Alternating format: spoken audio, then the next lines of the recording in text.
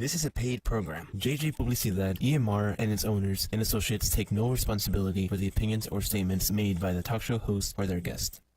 Ang buhay, buhay, buhay sa Amerika. Mabubuhay ka sa Amerika kahit mahirap ka ha. Basta't kasama mo, kababayan mo, maligaya ka na dito sa Amerika. Sa buhay-buhay sa Amerika. Uy mga kababayan, kapuso at kapamilya, oras na para magsama-sama tayo para sa isang oras na kwentuhan na magbibigay ng aral at inspirasyon. Dito lang sa ating programang Buhay-Buhay sa Amerika ni Rhea Luz.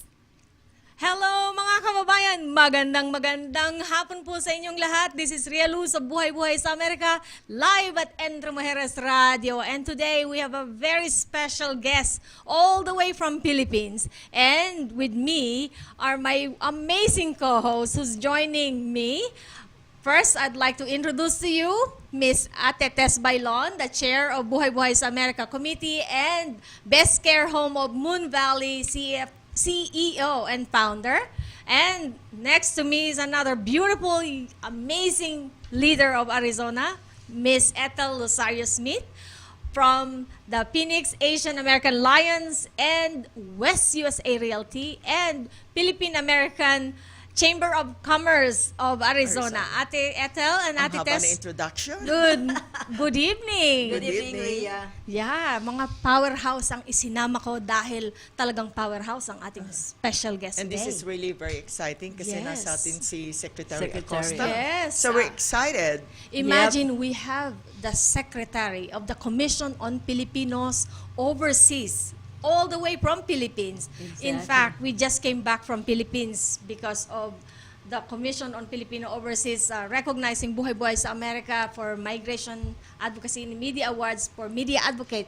Thanks to Ate Tess for the nomination. Of course. And congratulations for that Congratulations much-deserved award. to all of us. It is our amazing collaboration here in Arizona that made it possible. And Javier, before we introduce our amazing, I'm calling Javier, who is the producer of Entre Mujeres Radio, who's helping us to make this amazing show. Javier is also Francisco Acosta, behind the scene. Napaka-special na pangalan. Yes, a very special name. Because before we wanted to share with you the Secretary of the Commission on Filipinos Overseas, we have selected directors of CFO who would introduce him to us. Javier, let's play the video before showing our amazing guests. Hello there. Would you like to know who is Secretary Acosta? I can give you 3 points. First, Sec Acosta is an exemplar of service. He always puts the CFO and makes sure the commission remains true to its ideals. Second, Justice Acosta is warm and hardworking. He is one of the most passionate and firm bosses you could ever have. Third, he is also a very compassionate leader. With Sec Acosta, you know he will listen to all of your concerns. And that is Secretary Acosta from all of us from the Policy Planning and Research Division. Thank you. Bye. Hello, everyone. I would just like to take this opportunity to say that I am very blessed to have met Secretary Acosta during this lifetime. He's one of the most kind-hearted, supportive, and generous individuals that I've known. We appreciate his mentorship and his support for all our undertakings, whether it's professional or official, and he made sure to take care of our needs in the best way that he can. We will surely miss him, and I wish you all the best, Sec, and I know that we will see each other again even after June 2022. So take care po. And now, ladies and gentlemen, the one we've been waiting for, Secretary Justice Francisco P. Acosta. Sir, hello. Aba, kasama natin si Ma'am Alma. Wow. It's an honor to have both of you on the show. Ate Tess, Ate Ethel, we have Mrs. Alma Acosta all the way from Philippines. Kumusta po kayo dyan? Mabuti naman po. That's good. It's good to see you on the screen with the husband. Very nice. Nakita namin yung success behind you, Secretary Acosta, si Ma'am Alma pala. Yes. Ngayon ko lang Maligayang bati. It's our first time to meet Mrs. Alma Acosta. And iba ang ngiti ni Sir pagkatabi si Ma'am. Ang saya. Sir, bumati po kayo sa ating mga audience. At Thank you, Rhea, Ethel, and Tess. Maraming salamat. It is our honor as much as our pleasure to be here with you dito sa inyong Buhay sa Amerika program. No? And maraming salamat sa pagtangkilik ninyo sa amin at lalo na sa ating mga kababayan dyan. No? The reason why we are very thankful. Thank you for whatever you do because you're helping us in our mandate to reach out to our kababayans, looking after their welfare, no? At inspiring them in all at difficult times. And of course, especially during good times na paminsan-minsan, nabibiyayahan tayo ng Panginoon. Yan. Thank you. Thank you, Rhea, Esther, and Tessa. Thank you. Of course. Thank you, sir. At by the way, total nandyan na po si Ma'am Alma Acosta kasama nyo. We would like to greet you belated happy birthday kay Sir Acosta at also Ate Ethel, 52nd anniversary ng kanilang kasal. Wow. Congratulations po. Congratulations po. This coming May 17. And sir, kayo po ang kauna-unahan naming ni-recognize for 2022 for the longest married couple sa Buhay sa Amerika. Ano kaya ang sekreto? Yan, tanungin mo ng ate. Ano ba ang sekreto? Alma, anong sekreto? Well, alam niyo ang buhay ay napakabilis, no? You start as a young couple and then dumating yung mga bata. Pagkatapos, ang mga bata nag-asawa na at ngayon may mga apo na. Before you know it, you are already 75 years old. You are married for 52 years and you are sleeping with a grandmother.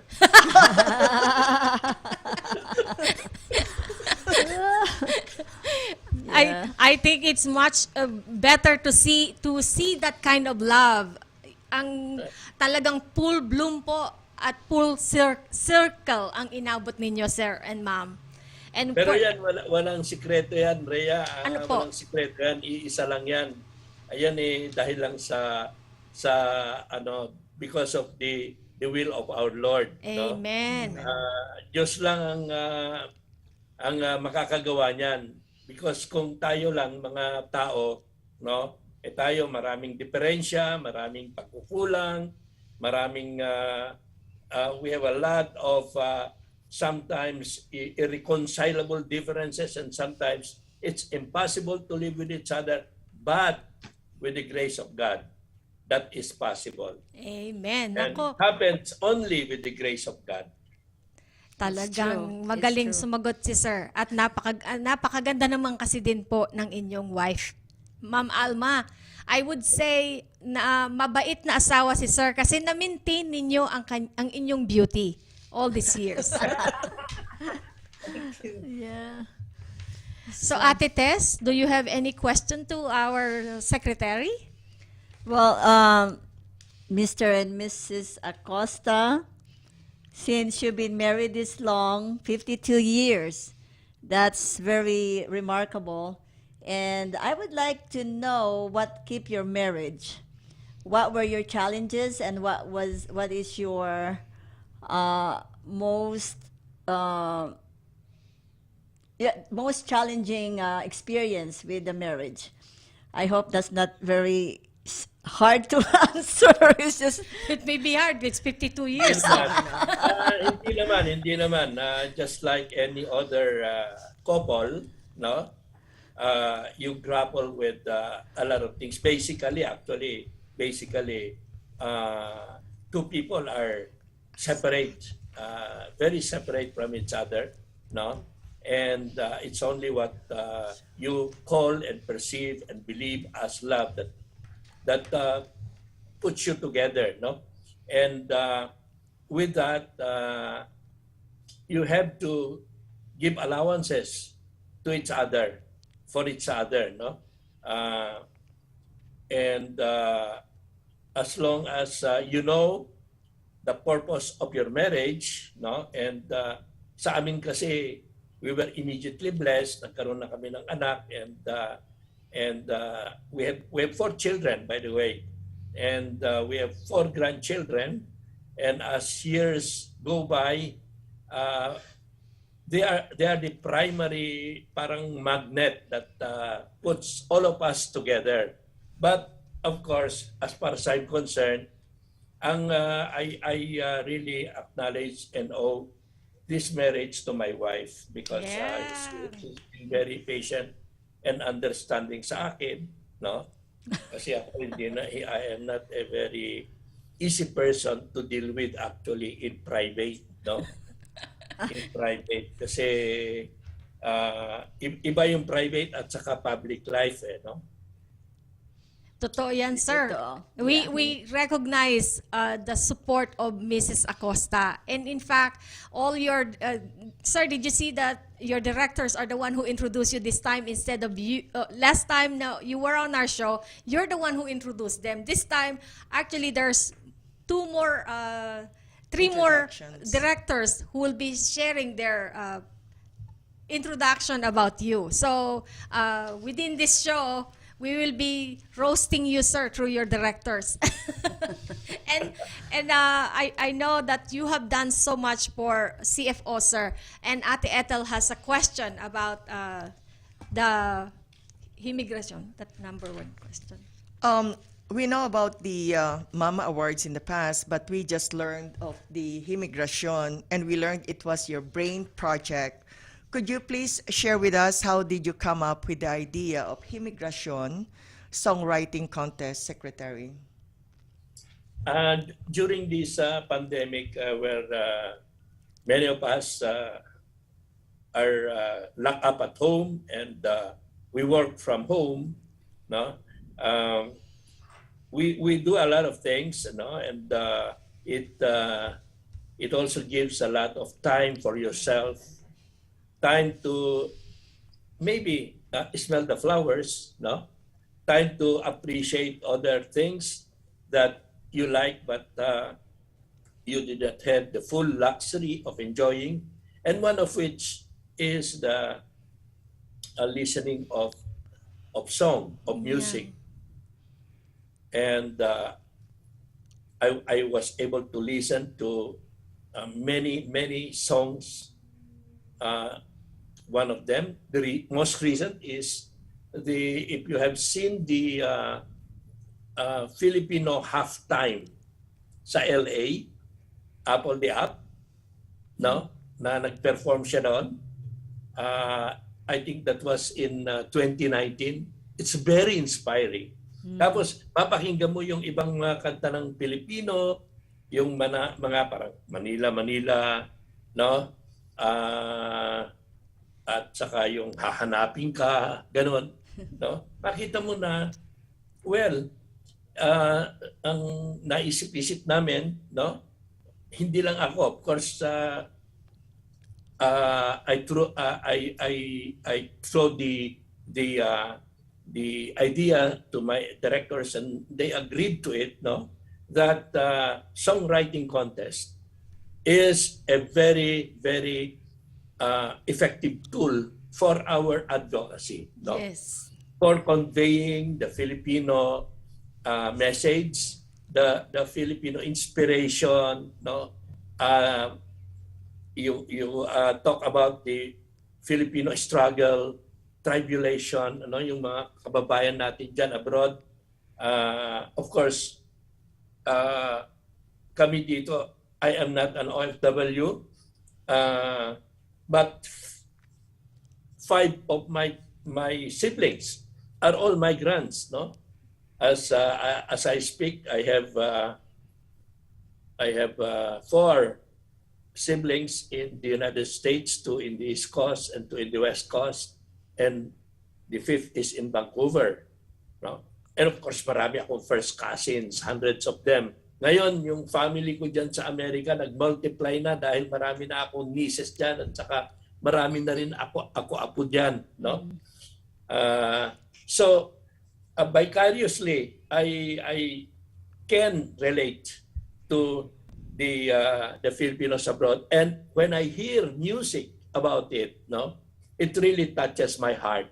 Yes, No. sir. It makes us so proud and- also. And sir, we congratulate you and to all the winners po of the Himigracion for making it possible. In fact, sir, we collaborated with the CFO Media, and they had gave us the permission to use on the show today the video of the winning song. So if you would mind, right? By all means. Yes, sir. In fact, I want to tell the world that the grand prize winner is 100,000 pesos. Imagine that.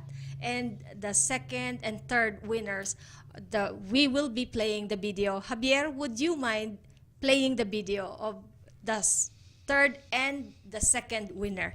And we'll be back right after this. Don't go away.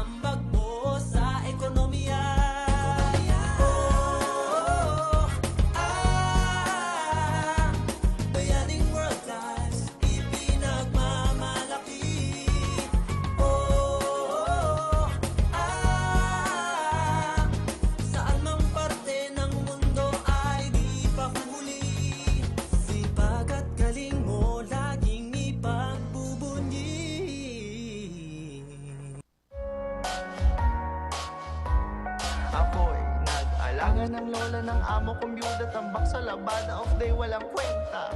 It's so stressful, die. If only I can rest, I just hope for the best. Miss na miss ko kayo, naiiyak na ako. Pamilyang aking mahal, hindi pa babayaan. Naaalala kayo, kahit makuba ang likod sa trabaho.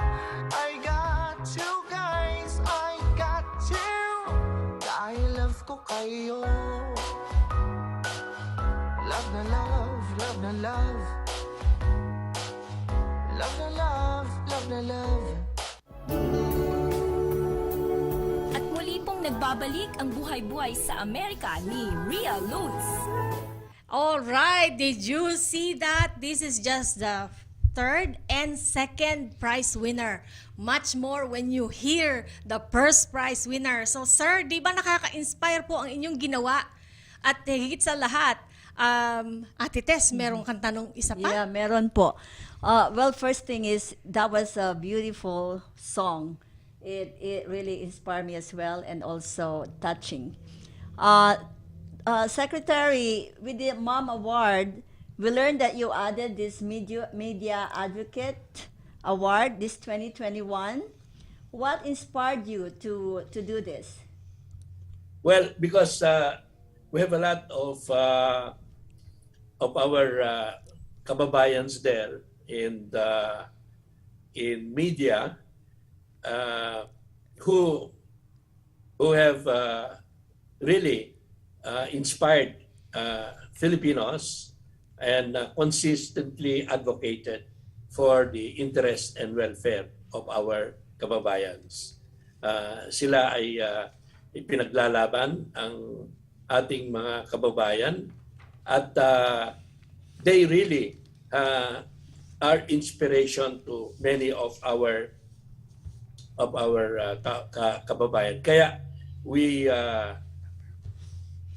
put this as one of the categories on this award, no? And as you may well know, your very own the host of Buhay in Amerika, the beautiful Rhea is one of the first awardees, no? Salamat po, sir. Salamat. Kasama niyan si Annalisa Burgos, no? Our well-known broadcaster and journalist from Hawaii, no?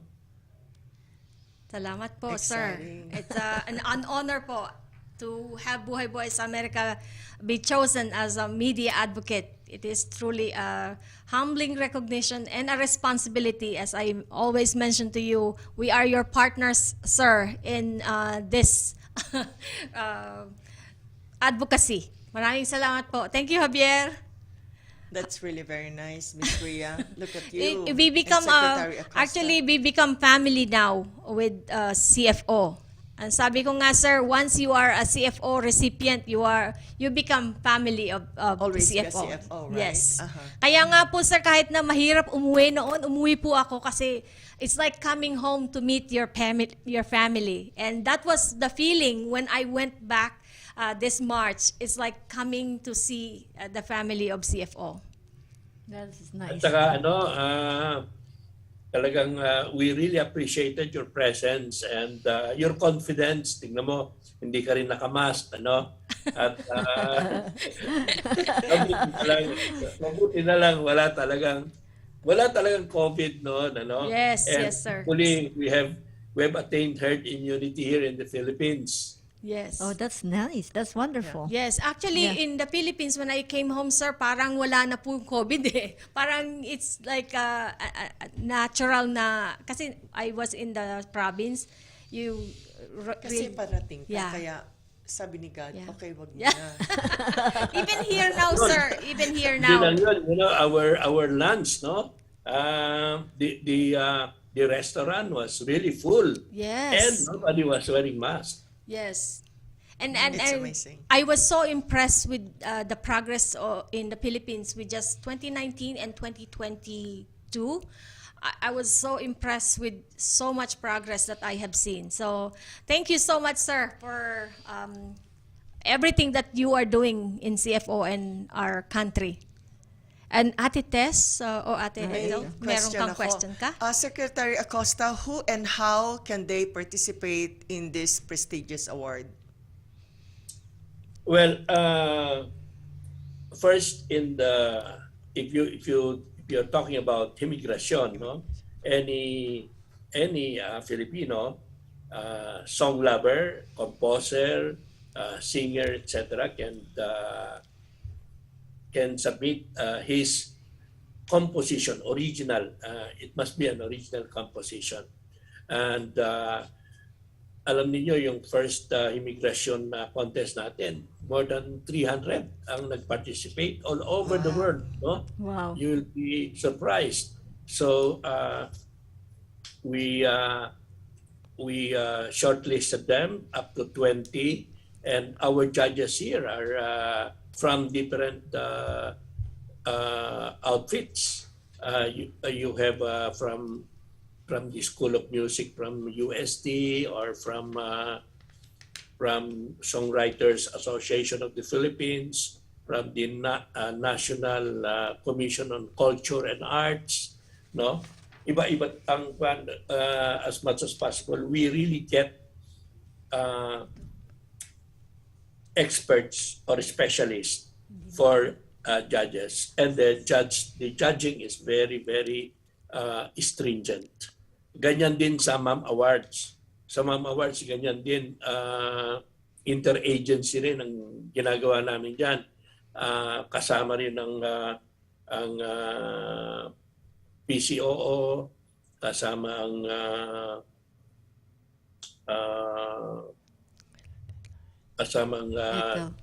non-government organizations dito, no?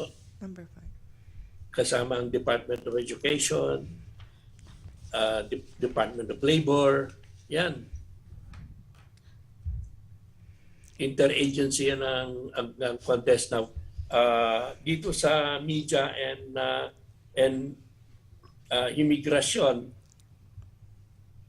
the process of application is very simple, no? Make your in immigration, you submit your entry with us, directly with us. In the Ma'am Awards, you can nominate anybody from the media outlets and media personalities, and you can nominate a work, no?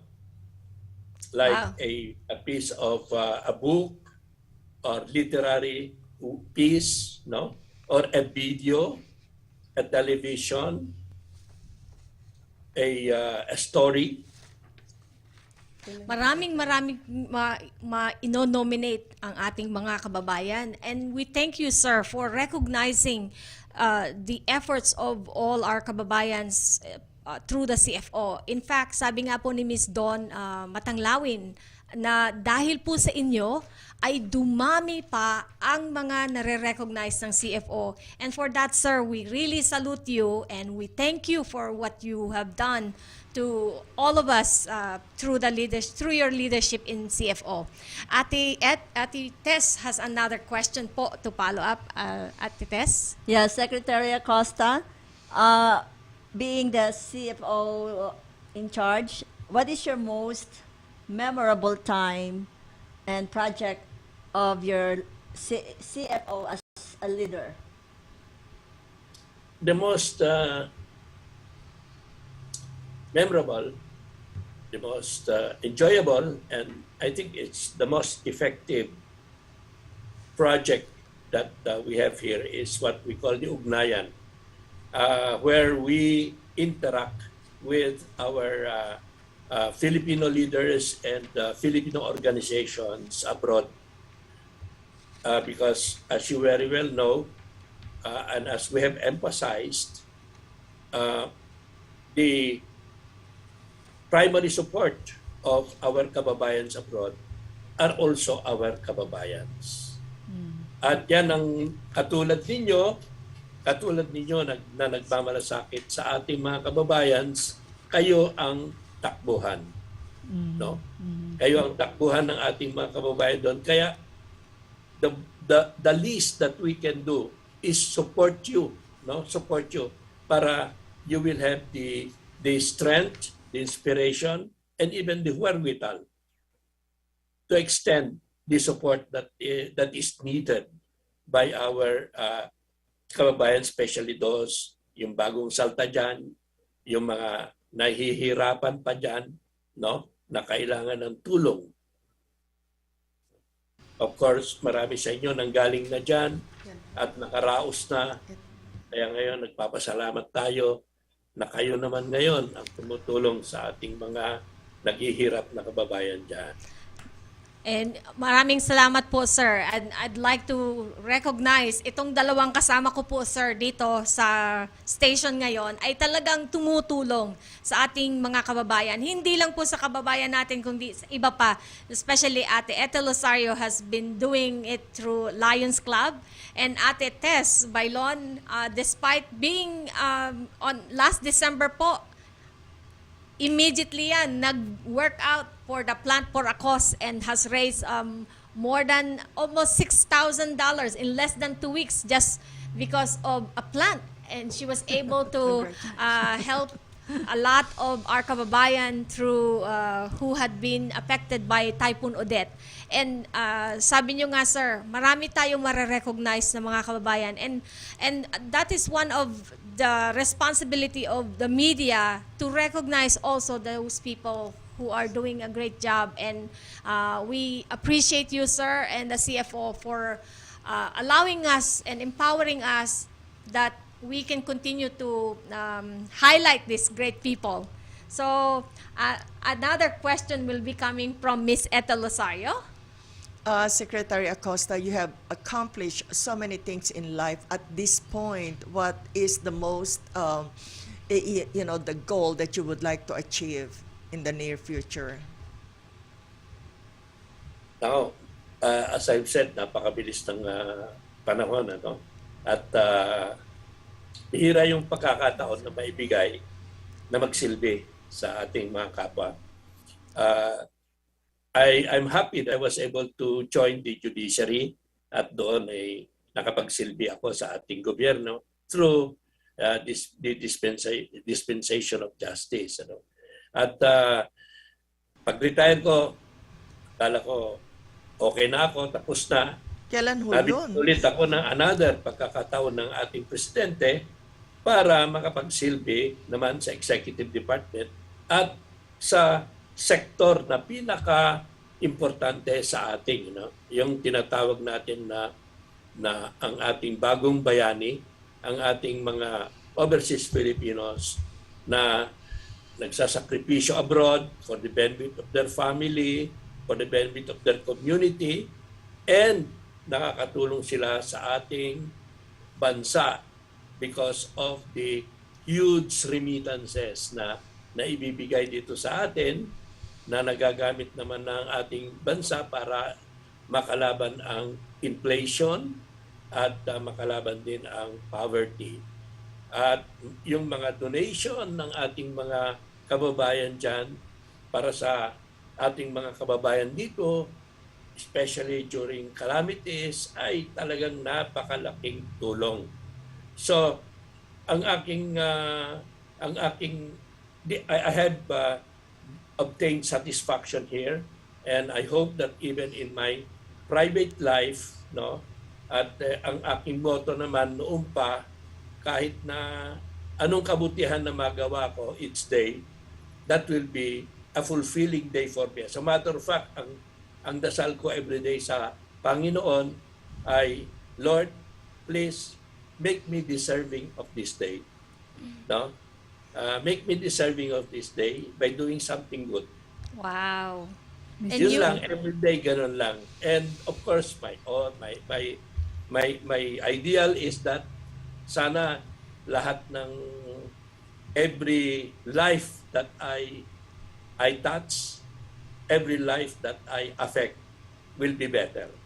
Yes, sir. And because of that, sir, I'd like to let you know that these are your people telling you how much they have touched you. Javier, would you please play the video of the directors, what they say about our Secretary, Justice Nick P. Acosta? Sir, makinig po kayo. You really have touched so many lives, including mine, sir. You have changed the forecast of Buhay sa Amerika through the recognition from the CFO. Yes. And for that, that's why I'm very grateful to CFO, even though it's hard to go home, but I have to come. And this is for Secretary Acosta. Take it away, Javier. I could describe Secretary Acosta is summarized in 3 words. Number 1, Secretary Acosta is empathetic, he is driven, and he is fair. Empathetic in ways that he always put himself our shoes. Tinitingnan niya, tinitingnan niya yung nararamdaman namin. Hindi ko alam paano niya nakikita yung mga nararamdaman, pero laging sakto yung aming nararamdaman. Nakikita niya yon, and he take action on that. Bihira siguro yung tao na ganun na medyo sumasakto yung kanyang nararamdaman sa mga nararamdaman namin. And number 2, he is a driven boss. So, marami siyang pinagawa sa amin talaga ng mga, sa palagay namin din namin kayang gawin. Pero sa akin, on my part, sinabi niya, o sige Miyong, magkano bang ISSP mo dati? Sabi ko, sir, 25 million. O ba't di mo lakihan? So I propose 85 million for this year, for next year. Eh, ang na-approve ng DICT, 65 million. So, talagang tinadala niya kami kung saan yung pwedeng. Kumbaga, he encouraged us on the doing good things or doing things better. And number 3, Secretary Acosta is a very fair boss. He is a true justice and a true gentleman. Kasi talagang he always, wala siyang tinitingnan. He is always fair to all.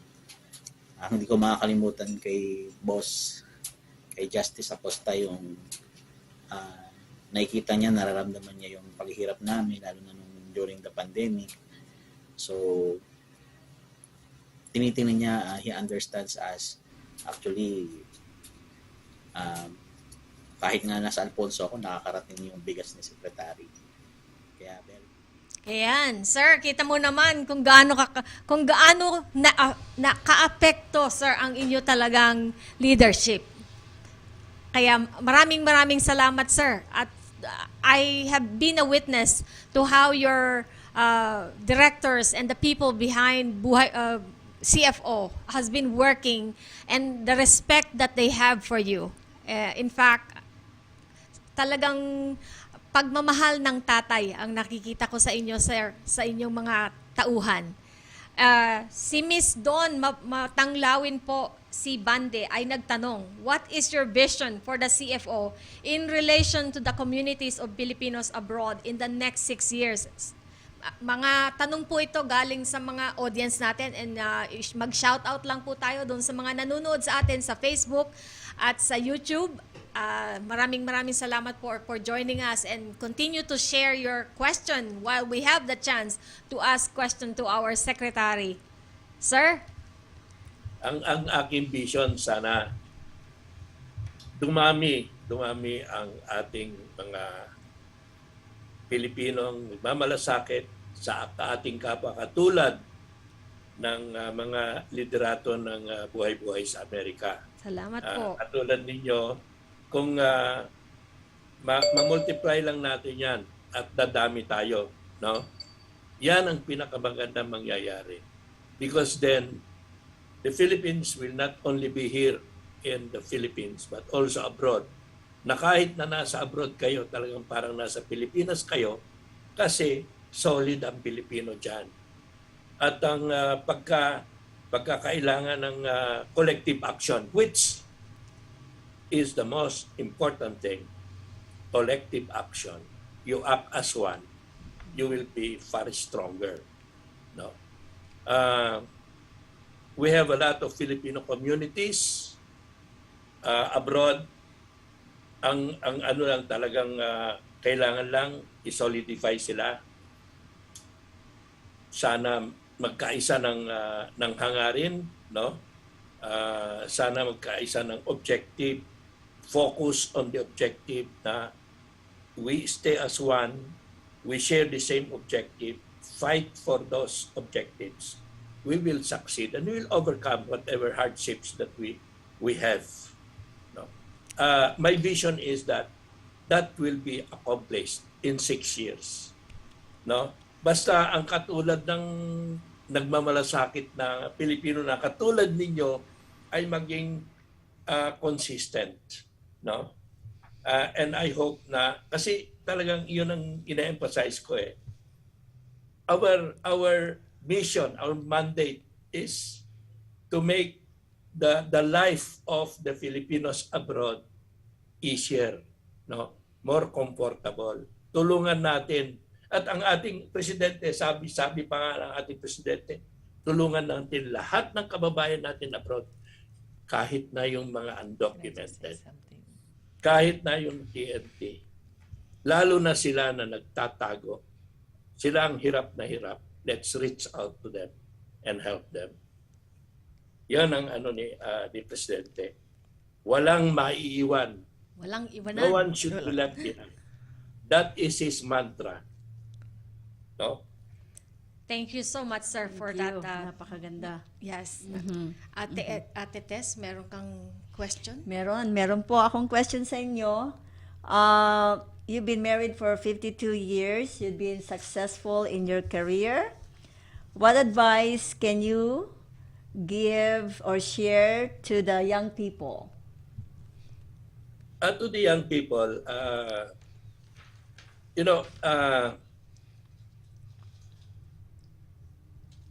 maturity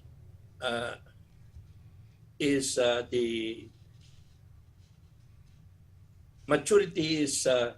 stage where you have experience, you gain wisdom, no? And this pleasant experience and wisdom is acquired by consistent honesty with yourself, no? Be honest, no? If you make a commitment, be committed, no? If you have a commitment to enter into a relationship, no? You should be honest, you should be fair, you should be truthful, no? And you should stick to your commitment, no?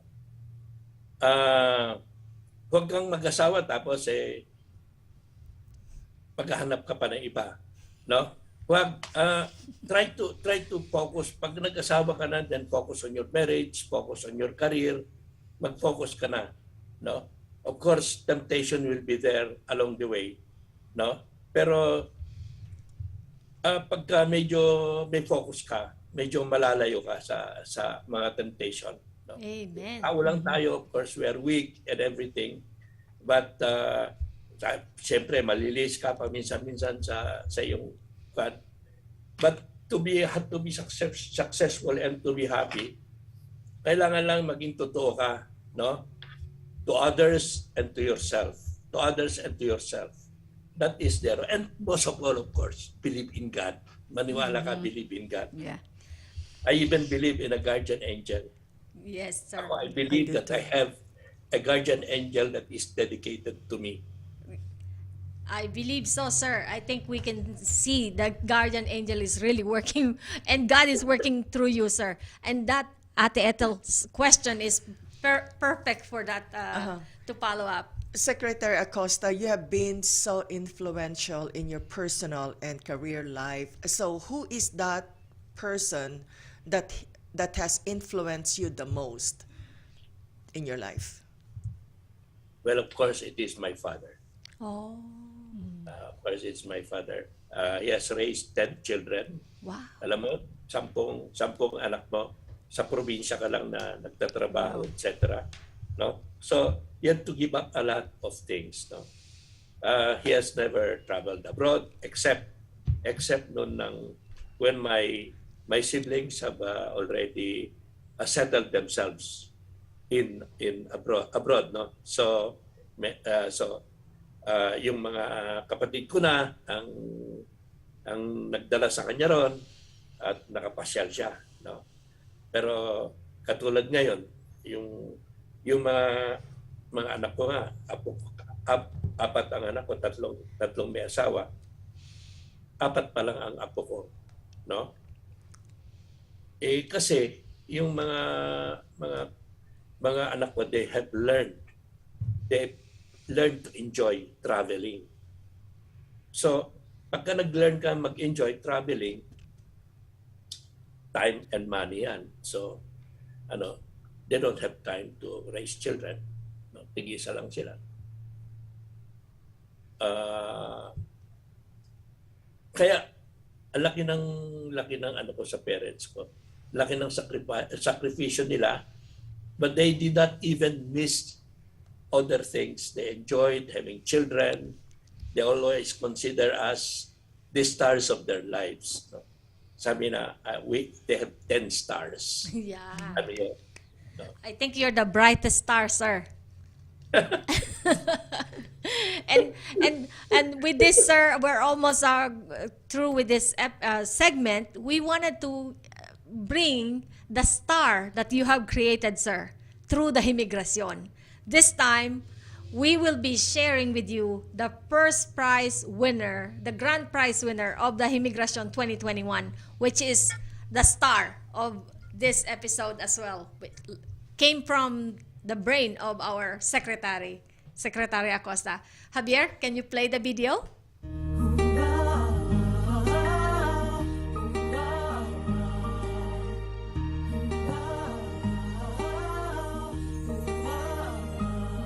Nung ako'y bata pa, pangarap ay mangibang bansa. Sa isip ko'y sagot ito sa adhikain kong dakila. Maiahon ng buhay na isang isang tuka.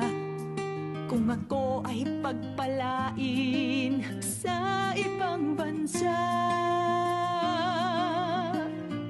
tunay na pagpapakasakit ang aking naranasan. Para sa aking pamilya, lahat ng hirap ay nakayanan. Pagsubok sa ibang bansa na pagtagumpayan. Sa tulong ng Diyos, pangarap ko'y nakamtan. Bukod sa aking kakayahang sadyang pinaghusayan, dala ang pinag-aralan mula sa aking bayan. Talas ng isip, lakas ng loob ay kinailangan. Sa ibang bansa ako'y nakipagsapalaran. Tunay na magpapakasakit ang aking naranasan. Para sa aking pamilya, lahat ng hirap ay nakayanan. Pagsubok sa ibang bansa na pagtagumpayan. Sa tulong ng Diyos, pangarap ko'y nakamtan. Sa ibang bansa, ako ay hamak na dayuhan. Sa bagong kultura, akin na ring nakasanayan. Nawalay sa pamilya, lungkot ay nilabanan. Mga matinding hamon ay aking nalampasan. Tunay na magpapakasakit ang aking naranasan. Para sa aking pamilya, lahat ng hirap ay nakayanan. Pagsubok sa ibang bansa na pagtagumpayan.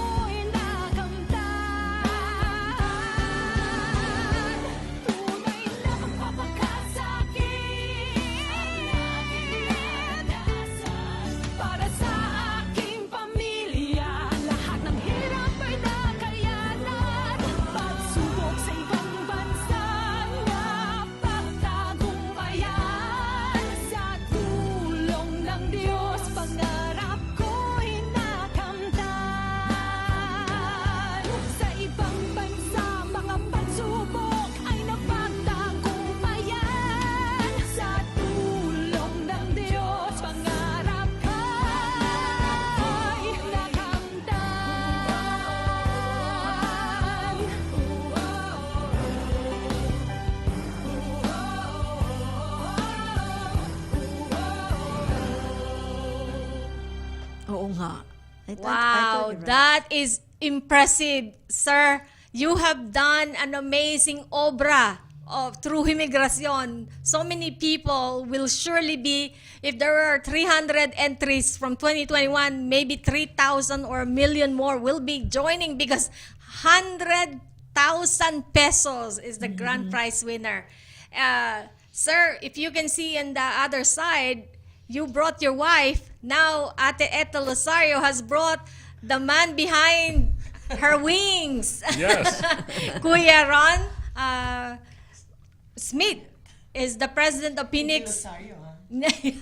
Phoenix Asian American Lions Club. This portion, sir, of our show, the last portion is the upcoming events in our community. So we'll give you a taste of what's coming up in Arizona. So from today po, wait a second, Javier. Before that, I have to recognize today we have honored and remembered the life and contribution of our Tita Florita Campbell in our PILAM community who was laid to rest today. And we thank, on behalf of Buhay sa Amerika, we salute the family of Dr. James Campbell and Tita Florita Campbell for being a huge part of the Filipino community. And it is truly a loss. They've been married for 57 years. And thank you so much. And congratulations to Women's Federation for World Peace for its 30th anniversary. Global Women's Peace Network is having the Tea with Intention with USA President and Vice President joining us via Zoom. And please be a member of Women's Federation who's celebrating its 30th anniversary.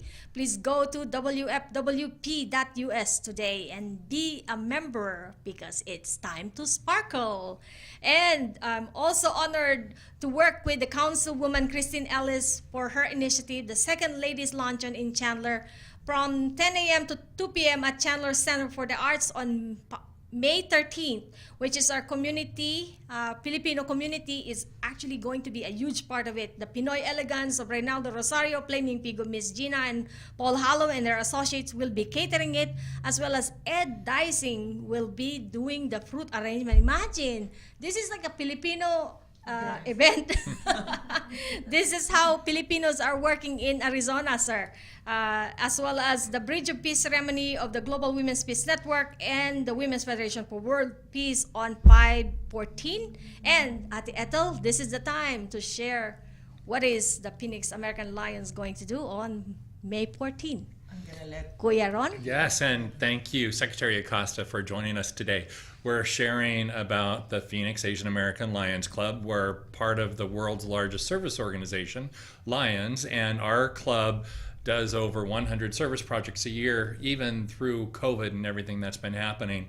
We're celebrating this day on May 14th. We're having our installation and gala. It's at the Phoenix Airport Hilton, and we'd love to invite everybody to join us and help celebrate with us. Yes. June 10, not May. Congratulations. May 14th. Oh, May May 14. 14th. Oh. And Ate Ethel? And June 10 is the Filipino American Chamber of Commerce of Arizona. That's going to be our installation event, which will be followed by PIDC. Yeah, on June 11, they will have the PIDC, Mrs. Philippines Search Pageant Day. And please come out and support at ASU West Campus. Admission is free. Sir, yes. Vendors. Yeah. That's why, sir, we share this to you because we want you to come to Arizona and be a part of this huge celebration. We would like to invite the CFO to come and be part of this huge celebration. Sir? Yes, certainly. We'll be very happy to join you there. Yay! At 11, and barring any special event here, no, which would involve us. We will. As a matter of fact, we're already talking about some preparations. Wow. In fact, sir, the Council of Filipino Organizations of Arizona, the President and the Vice President, as well as the Philippine American Chamber of Commerce of Arizona are really gearing up for your attendance together with your entourage. So We're looking forward to that. Yes. We will. Anyway, we'll inform you from time to time on Yes. our preparation. in fact, we have several homes that are willing to host your lunch and your dinner already, sir. Right, Ate Tess? Yep. Ate Tess Bailon is inviting us. Yeah. We're excited here, Secretary. And we appreciate you considering coming to Arizona. As well, yes, thank Yeah. you, Ate. As well as Tita Priscilla Inday Ho, who her husband is also a former presidential awardee of the CFO, is opening her home for you when you come. This is what CFO does. It not only empowers us, but it really makes us one family, and that is what you have done, sir. The whole community. Yes, the whole community is expecting you. I hope that this show gave you some taste of what Arizona is all about. And what do you think, sir? Of You are inspiring us, and you're really inspiring us to do more. Thank you so And, much, sir. We appreciate very much your gesture. I'm out of words now to express our appreciation to you. And we look forward, sir, that we'll have many more celebrations, and CFO will continue to partner with us here in America through Ugnayan and whatever we can do to help you. Javier, do we still have time to share to sir who those two other directors said about him?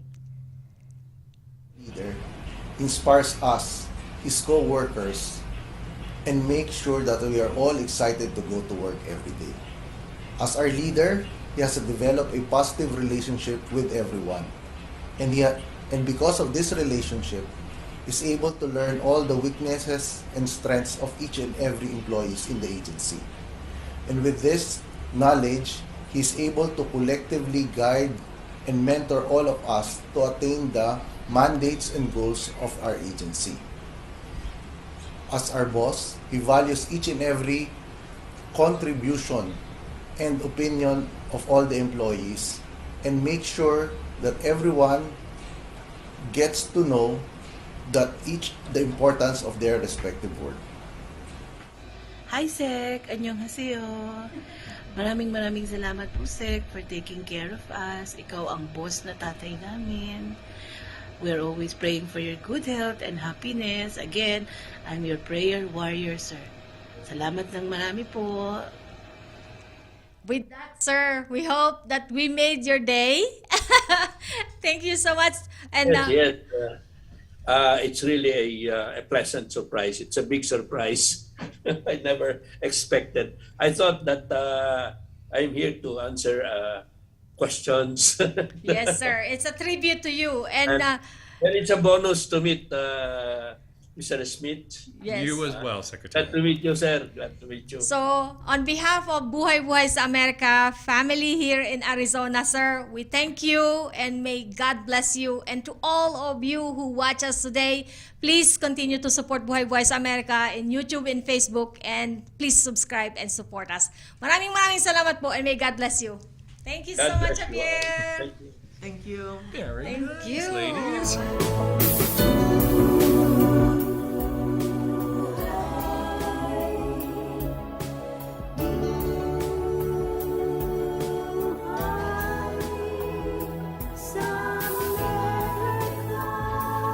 This was Buhay sa Amerika. Join us again next time at entremujeresradio.net. Hanggang sa muli, mabuhay!